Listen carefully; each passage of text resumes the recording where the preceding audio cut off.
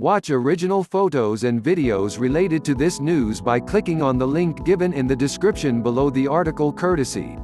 Please subscribe our YouTube channel Listen News Here. If you like the video, please like, comment and share the video. Even by Bill O'Brien's standards, the Cardinals and Texans made a stunning trade on Monday afternoon. Houston traded away arguably its second most valuable player, star wide receiver DeAndre Hopkins, netting oft-injured running back David Johnson and a second-round pick in the process. While I appreciate O'Brien's thoughtfulness in giving us a fascinating swap to discuss in these sport-free times, I feel for Texans fans who just lost a franchise icon in the prime of his career.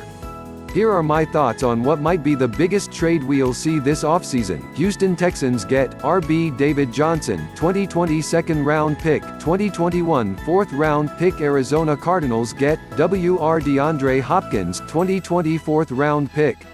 Cardinals grade B+, Texans grade F. My first instinct when I saw the terms of this trade was to worry whether Hopkins had lost a limb. My second instinct was to give the Texans side of this deal the same grade safety Tyrann Mathieu awarded his former team.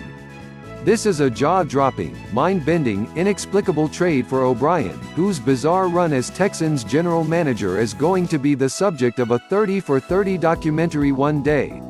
Let's start with Johnson, who should have had negative trade value, especially after the Cardinals slapped the transition tag on Kenyon Drake earlier this morning. Johnson is now 3 years removed from his only productive NFL season. He missed almost the entire 2017 season with a wrist injury and has been a replacement level back over the last 2 seasons. The Cardinals' offense instantly got better when they replaced him with Drake, who was available for a late-round pick from the Dolphins.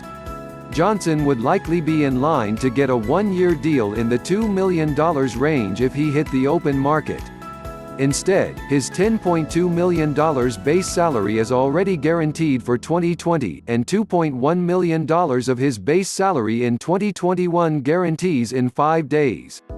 Throw in $960,000 in per game roster bonuses and the Texans are on the hook for more than $13 million for Johnson over the next 12 months. Johnson's deal is about $11 million underwater. If the Cardinals wanted to trade Johnson's deal to a rational team, my best estimate is that they would have needed to attach a third-round pick to get it done, and even that would have been on the light end of possible compensation. The Texans have now spent a third-round pick to acquire Duke Johnson and dealt away one of the best wide receivers in football because he wasn't enough to satisfy O'Brien's need at the running back position. Meanwhile, the Texans got league average play from Carlos Hyde after acquiring him when the Chiefs were about to cut Hyde at the end of the preseason. Hyde declined an offer from the team last week, and O'Brien's response appears to have been the equivalent of a fan punching a hole in their television after a loss. It would be one thing if the Texans were acquiring Ezekiel Elliott or some superstar back, but independent of his contract, David Johnson probably profiles as the pass-catching, lower-usage half of a running back rotation at the moment. That's exactly what O'Brien already had in Duke Johnson. If anything, the Texans still probably need to add a back who can work between the tackles. Instead of sending a third-round pick to ship off Johnson, the Cardinals somehow managed to ship off Johnson by swapping fourth-round picks with the Texans. When you consider that the Texans are sending their 2020 fourth-rounder and getting a 2021 fourth-rounder in return, most teams would actually consider the pick swap a win for the Cardinals. I honestly admire Arizona general manager Steve Keim's audacity in even asking to swap fourth-rounders. It's as if someone offered you $1,000 for your VHS copy of Mr. Deeds and you asked that person for more before saying yes. That half of the deal alone is a disaster for the Texans. The other half, shipping out an unquestioned, bona fide star at wide receiver for the 40th pick in the draft, is somehow even worse. I don't need to tell you how good Hopkins is, but remember that he was even posting huge numbers while O'Brien was saddling him with anonymous tall quarterbacks like Ryan Mallett, Tom Savage and Brock Osweiler, let alone once Deshaun Watson got there. Watson has just 9 career dropbacks without Hopkins in the lineup, and when an ailing Hopkins tried to grit his way through a playoff game against the Colts with a significant shoulder injury, Watson was 29 of 49 passing for just 235 yards with a passer rating of 69.7. The Texans are stuck with a pair of deep threats as their top wideouts in Will Fuller and Kenny Stills. Fuller is basically locked in as Houston's No. 1 wideout now, which is scary given the frequency with which the former Notre Dame star gets injured. Fuller has played about 36 complete games out of 64 possible contests across his 4 pro seasons. Do the Texans now extend Fuller to help pacify fans furious about the Hopkins deal? We saw what the market for a franchise wide receiver on a second contract looks like last year when the Giants traded Odell Beckham Jr. to the Browns. Hopkins has a better off-field reputation and has been both healthier and more productive than OBJ, although Beckham was a year younger when he was dealt. The Browns sent the 17th and 95th picks and a starting strong safety, Jabril Peppers, to acquire Beckham. The Texans are getting the 40th pick from the Cardinals for Hopkins. You can argue that this draft is deep in wide receivers and that the Texans can try to replace Hopkins by using the second-round pick they acquired from the Cardinals on one of those wideouts, but there's just no way the Texans can expect to get anything close to Hopkins with that pick. The Texans are also down their first-round pick from the Laramie Tunsil trade and don't have their first or second-round pick in 2021, so it wouldn't shock me if O'Brien used this pick to address the defensive side of the ball.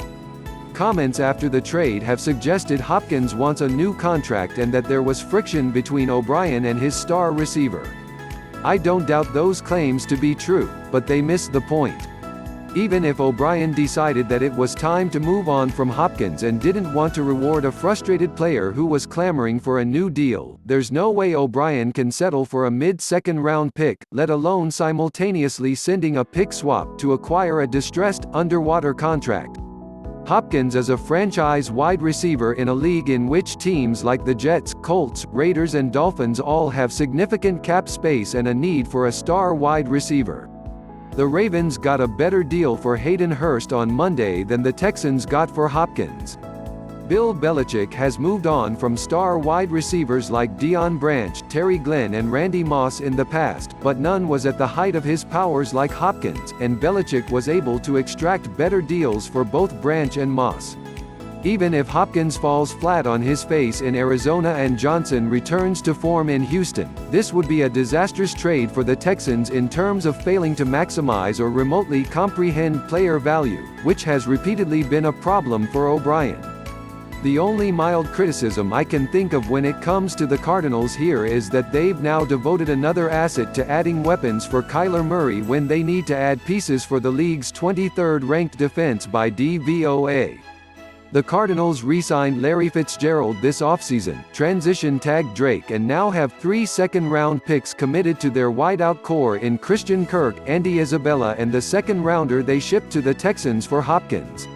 It's good to give your young quarterback weapons, but they've placed a lot of eggs in this basket.